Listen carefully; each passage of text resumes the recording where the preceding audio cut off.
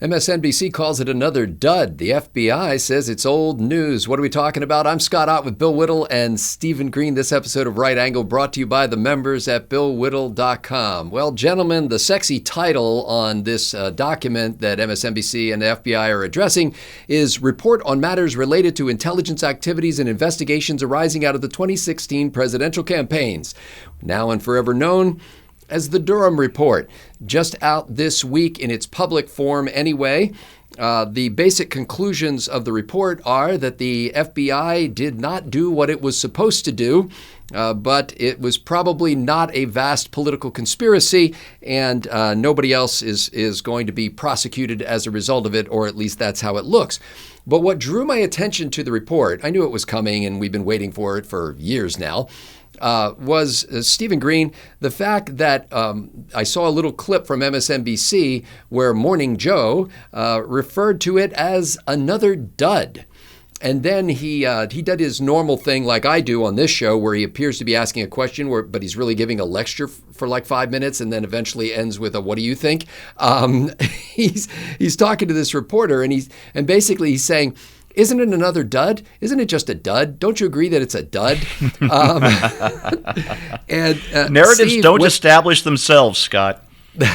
When MSNBC calls something a dud, that gets my interest. So I figured there must be something bad about it because they want to basically say there's nothing to see here. And I think it means that it is the must-read hit of the summer and that we should immediately get a copy of it, which I did and downloaded the 316 pages or something like that document. And I'm plowing through the executive summary. Admittedly, it's a tough slog, but the upshot of it is, and they say right out of the gate, Steve, that the FBI should not have instituted an investigation into Donald Trump's alleged connections with Russia before the 2016 presidential campaign, that they treated Trump differently than they treated Hillary Clinton in the investigation that could have been happening, or did happen at one point, into her email server. And so there was a double standard there. And there were a lot of markers along the way that indicated that nothing should have happened from the FBI. They had corroborating counter information that indicated that the gossip they were listening to wasn't true.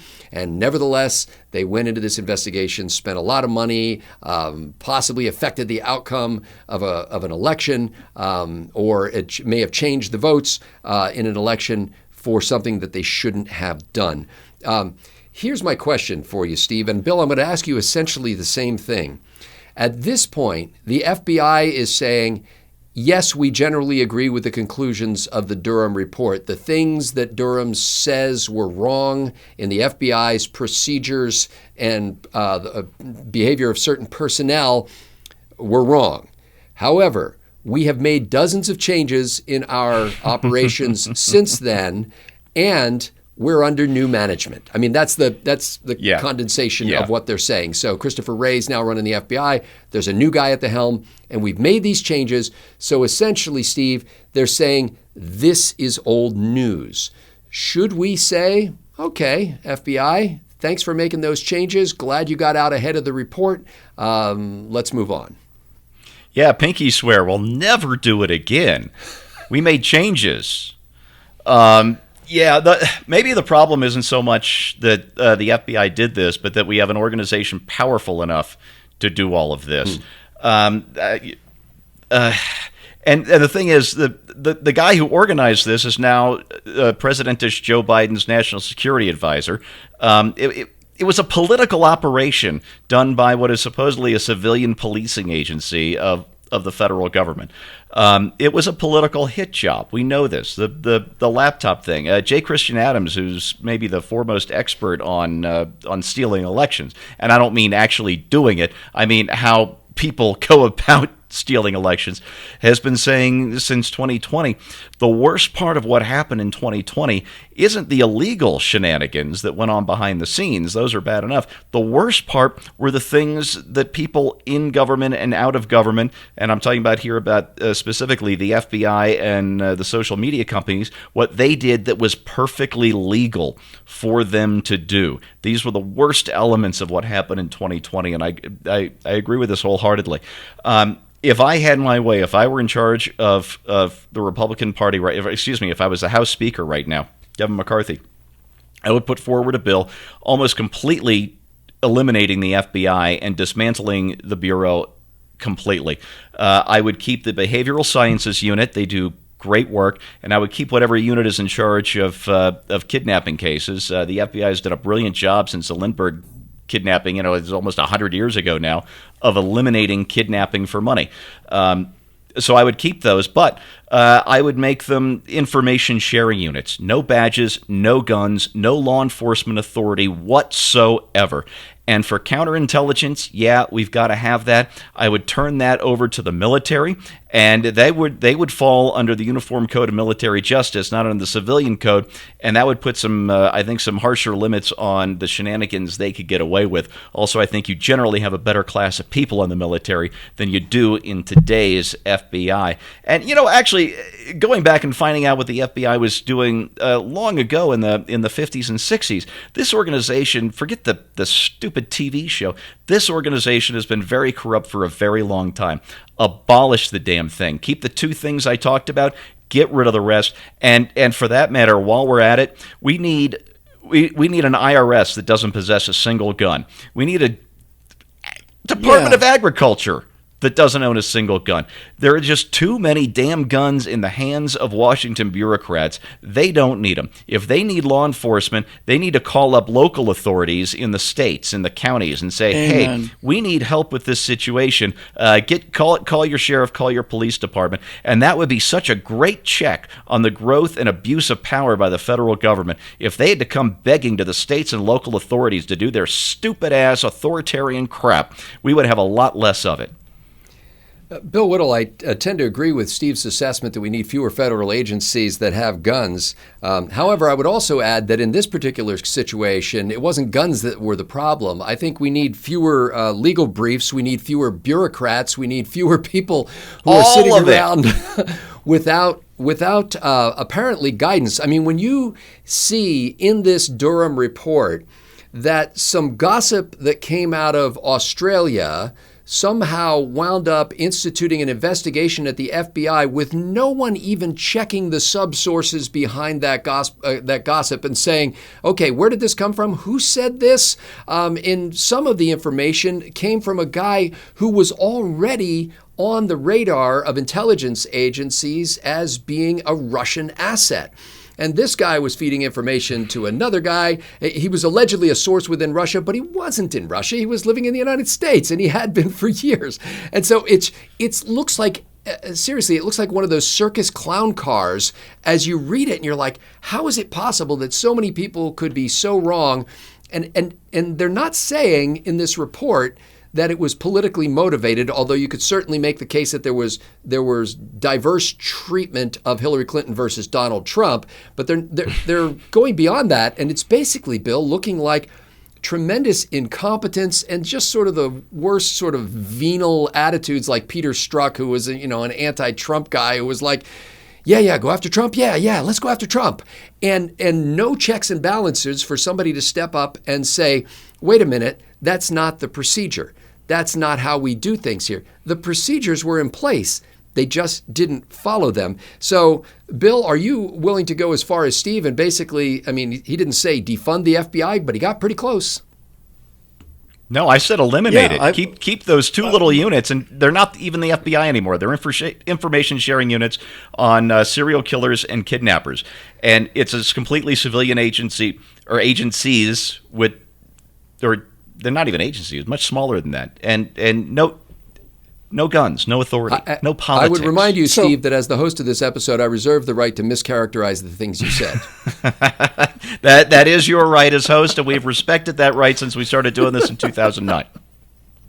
But Steve, if you take away the guns from the FBI, then they simply become the Federal Bureau of Investigation. Imagine that. Right? Not the Federal Bureau of Enforcement or the Federal Bureau of Kicking Down Doors or the Federal Bureau of determining who should be president or the Federal Bureau of anything. You're telling, Scott, to say that this thing is not politically motivated is in itself a bit of a reach. Well, they're basically saying there's not a vast political conspiracy, although individuals may have been politically motivated.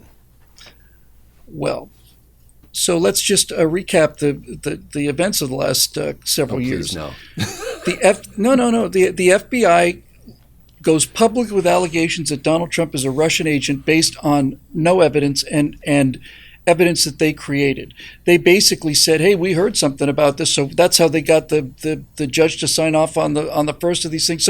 So they manufactured charges against Donald Trump that weren't true because they didn't have any evidence. In addition to this, they had absolutely unimpeachable evidence that Hunter Biden was absolutely corrupt and unimpeachable evidence that tied him to the Democratic Party candidates. So on one hand, the FBI oversteps all of its boundaries in order to create a case against a sitting president that doesn't exist. And at the same time, they step back from all of their responsibilities and tell people that this photographic evidence, this hard drive, Hunter Biden's hard drive evidence is unimpeachable. Now, just to keep the timeline in sync, though, Bill, the events of the allegation that there were Trump associates in league with Russian sources who were somehow trying to influence the election was a 2016 election go-round, basically. The Hunter Biden stuff was a 2020 event. I don't care. But it wasn't a sitting president that they were doing this to at that time. Well, look, what they did against Donald Trump was politically motivated, and what they then did to protect Biden in the 2020 election against Donald Trump was also politically motivated. And by the way, I'm no longer calling them the FBI. I'm calling them the FBI Twitter. It's a merger. It's like any of these other mergers when you put two companies together, Lockheed Northrop or something. FBI Twitter decided that this was something that they were going to do.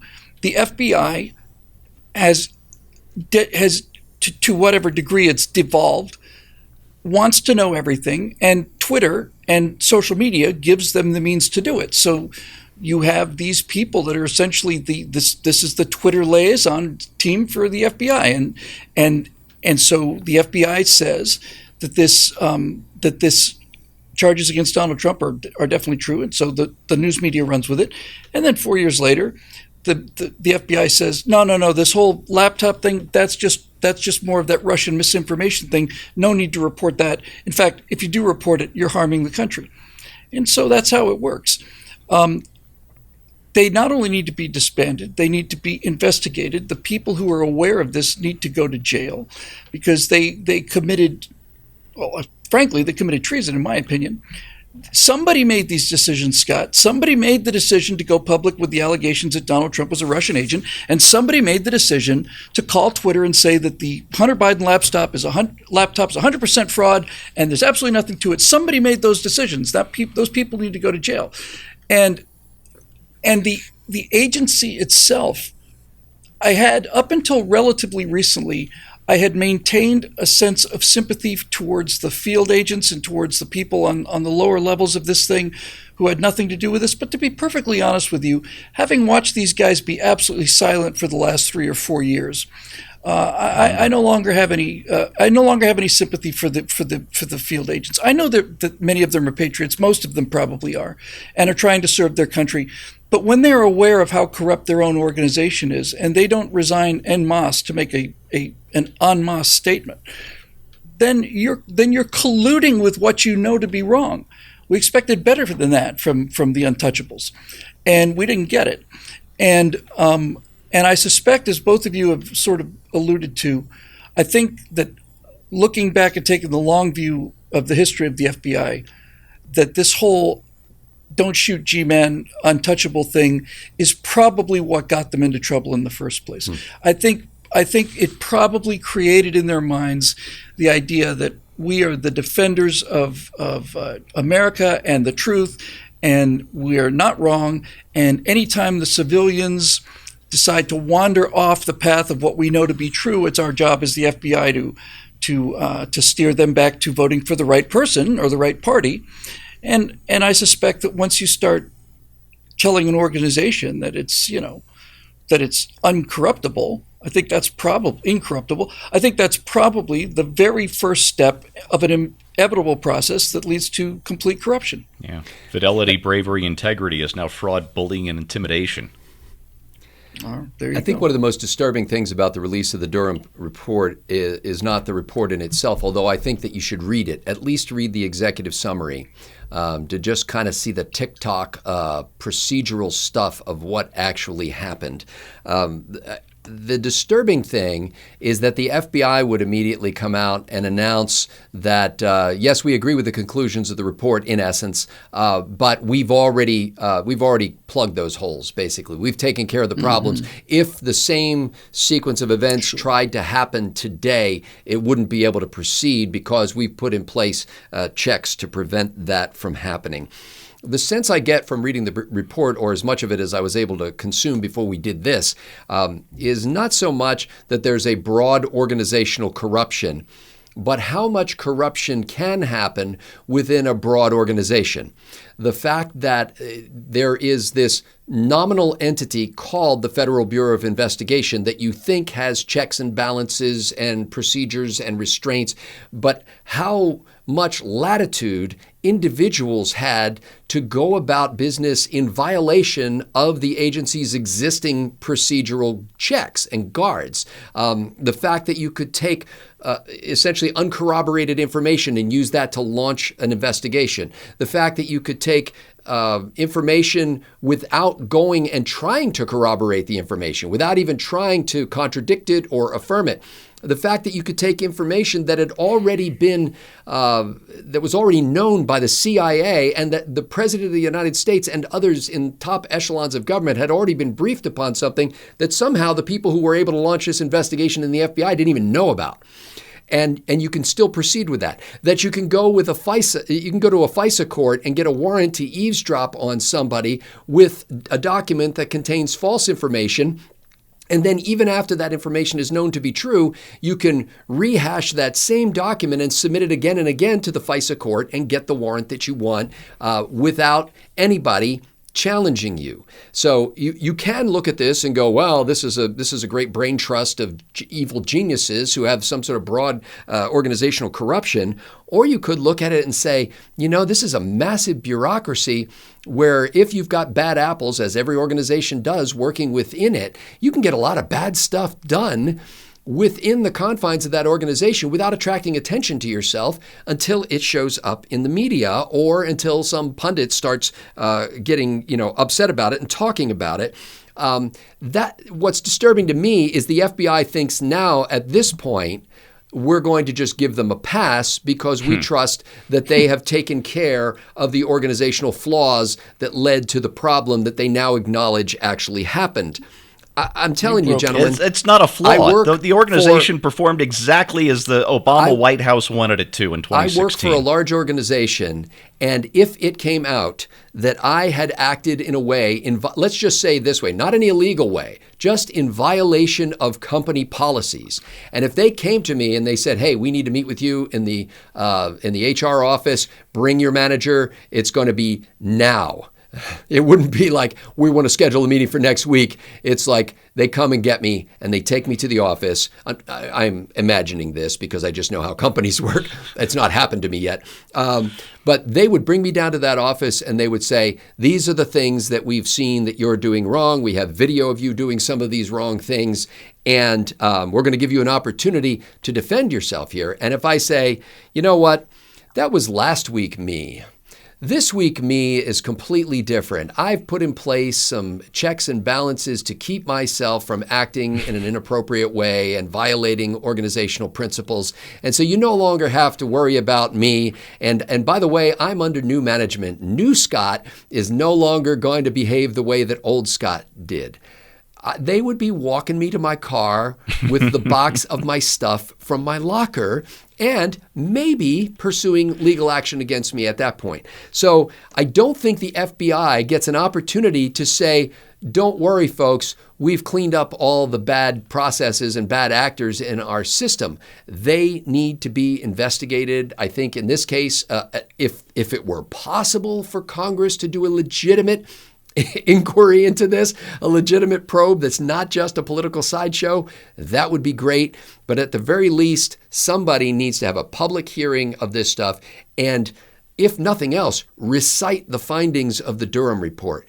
This is not another dud. This is not old news that everybody already knows. When you read this compiled into one place, you realize that we need better checks and balances. We need to go back to the ideas of the framers and the founders of this country who said that the greatest threat to individual liberty is from within our own country, from the government that we put over ourselves. Just because it's a so-called democratic government doesn't mean it's no threat to us. And we need to keep them in check. And so I hope more people, you can download the PDF free. It's not difficult to get. And I hope people will at least read that executive summary. And I know people in Republicans, especially in Congress, are already motivated to start acting on this. But I'm not broadly condemning all FBI agents. I don't know all FBI agents. But this is concerning and should be investigated. And there's probably going to need to be oversight legislation in place if you keep the FBI as it is right now, or you do what Steve was suggesting, which is boil it down to its essence, the required parts, and get rid of the parts that could possibly be a threat to the republic. For Bill Whittle and Stephen Green, I'm Scott Ott. Thanks to the members at BillWhittle.com for making Right Angle possible.